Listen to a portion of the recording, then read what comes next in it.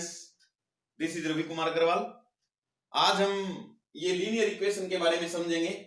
ये topic paper के लिए बहुत इंपॉर्टेंट है, इसीलिए आज लीनियर इक्वेशन के बारे में आप समझ रहे हैं।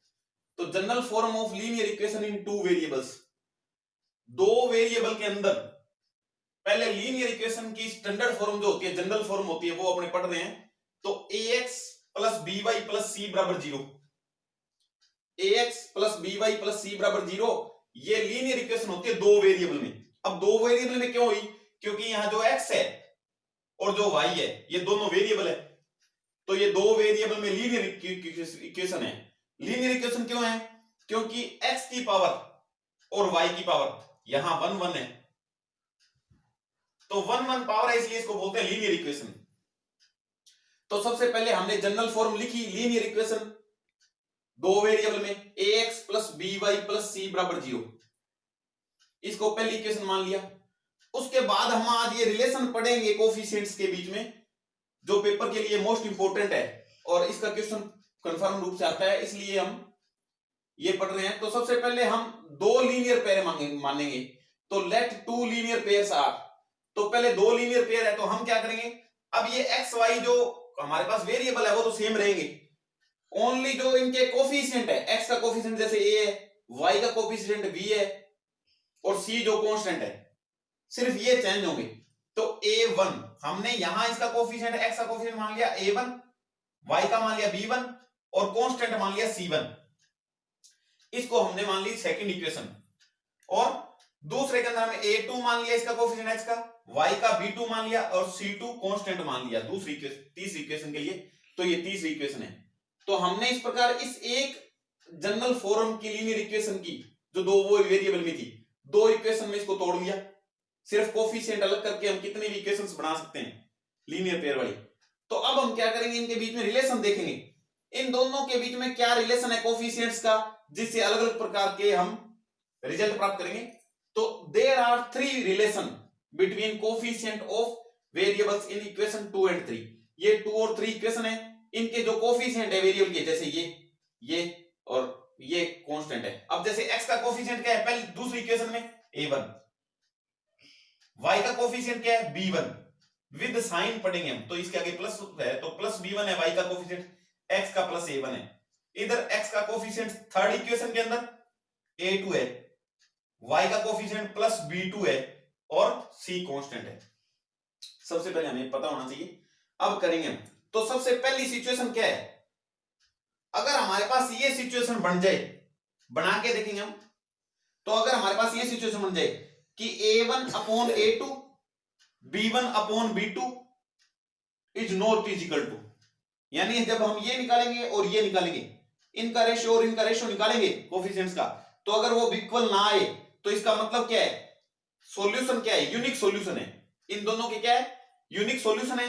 और जो ये दो लाइन है ये आपस में इंटरसेक्ट करेगी, ये लाइन आपस में इंटरसेक्ट करेगी। इंटरसेक्शन का मतलब कि ऐसे काटेगी, तो इंटरसेक्ट करेगी। तो अगर अब क्वेश्चन ये भी आ सकता है कि बताओ इन दोनों पेयर्स का यूनिक सॉल्यूशन है, इनफाइनाइट सॉल्यूशन है या कोई सॉल्यूशन नहीं है। तो हम इस रिलेशन के अंदर value a1 a2 b1 b2 की रख के फाइंड आउट कर सकते हैं कि ये यूनिक सॉल्यूशन देगी दोनों पेयर, या फिर इनफाइनाइट सॉल्यूशन देगी या कोई सॉल्यूशन नहीं देगी। तो सबसे पहले ये रिलेशन अगर सेटिस्फाई होता है तो हम कहेंगे इसके यूनिक सॉल्यूशन है, इन दोनों लीनियर पेयर के लाइंस के यूनिक सॉल्यूशन है। और यूनिक सॉल्यूशन है तो इसका मतलब क्या है, ये लाइन आपस में इंटरसेक्ट करती है। तो पेपर में ये भी पूछते हैं क्या ये दी हुई लाइन इंटरसेक्ट करती है या आपस में पैरेलल है या कोइंसाइड है। तो इस प्रकार से हम समझ सकते हैं। तो ये रिलेशन लगा के देख लेंगे। दूसरा रिलेशन क्या है, अगर a1 upon a2 b1 upon b2 c1 और c2 की वैल्यू यहां रखने पर a1 अपॉन a2 और b1 अपॉन b2 की वैल्यू तो सेम आती है, इनका रेशियो समान है, लेकिन c1 अपॉन c2 का समान नहीं है, नॉट इज इक्वल टू। तो हम कहेंगे कि ये लाइंस तो पैरेलल है आपस में, जो दी हुई लाइन है ये आपस में पैरेलल है। पैरेलल का मतलब दो लाइनों के बीच में, हर पॉइंट के बीच में जो डिस्टेंस होती है, दूरी होती है, वो समान है। अगर ये रिलेशन वेरीफाई हो जाए तो। और इसका कभी सॉल्यूशन नहीं होता क्योंकि आपस में इंटरसेक्ट नहीं करती है। लाइंस तो पैरेलल होती है, ऐसे होती है हमेशा पैरेलल लाइंस। इनके बीच का जो गैप है हमेशा समान होता है। ये जो डिस्टेंस है ये हमेशा समान होती है, ये ध्यान रखने वाली बात है। ऐसे लाइंस बनेगी जब हम बनाएंगे तो ये लाइनें आपस में पैरेलल होगी और इसका कोई सॉल्यूशन नहीं होगा। कब? जब ये सिचुएशन होगी हमारे पास। उसके बाद थर्ड और लास्ट जो रिलेशन क्या है वो ये रिलेशन है। अगर A1 A2 B1 B2 C1 C2 तीनों का रेशो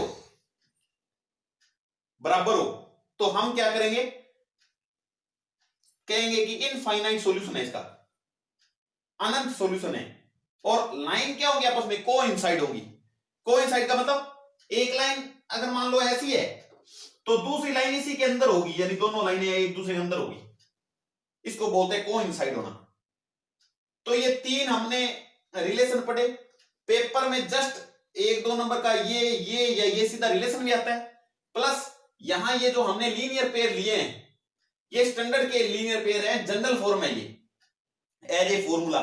तो इसके अंदर जब हम A1 B1 और C1 की वैल्यू रख देंगे या A2 B2 C2 की वैल्यू रख देंगे तो नई नई लाइन हमारे पास आएगी। और वो लाइन के बाद में आने के बाद जब हम रिलेशन सेटिस्फाई करेंगे ये तो अगर ये रिलेशन सेटिस्फाई होता है तो हम कहेंगे लाइंस आपस में इंटरसेक्ट करती है ऐसे। और इसका यूनिक सॉल्यूशन है, एक सॉल्यूशन है। क्यों है एक सॉल्यूशन? क्योंकि ये एक पॉइंट पर कट कर रही है।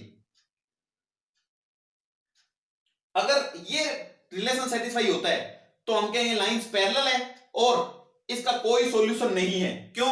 क्योंकि लाइन जब पैरेलल होती है तो बीच की डिस्टेंस हमेशा बराबर होती है और कोई सॉल्यूशन नहीं होता। और उसके बाद अगर ये रिलेशन सेटिस्फाई होता है, अब इन तीनों में डिफरेंस हमारे को नजर आ रहा है, तो ये अगर सेटिस्फाई होता है तो हम कहेंगे इनफाइनाइट सॉल्यूशन है इसके।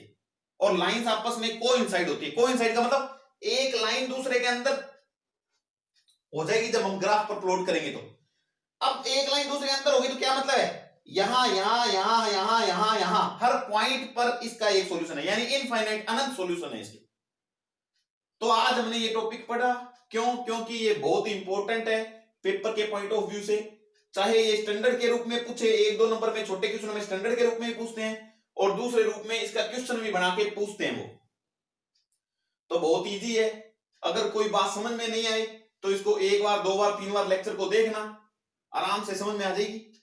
और अगले लेक्चर में हम इसके ऊपर क्वेश्चन करेंगे ताकि ये पूरा समझ में आ जाए कि कंसेप्ट है क्या, कैसे पेपर में अलग तरीके से पूछा जा सकता है। और ज्यादा इंफॉर्मेशन के लिए मेरी वेबसाइट www.a2zlives.com को एक्सेस कीजिए, ज्यादा से ज्यादा समझिए। Thank you, bye bye.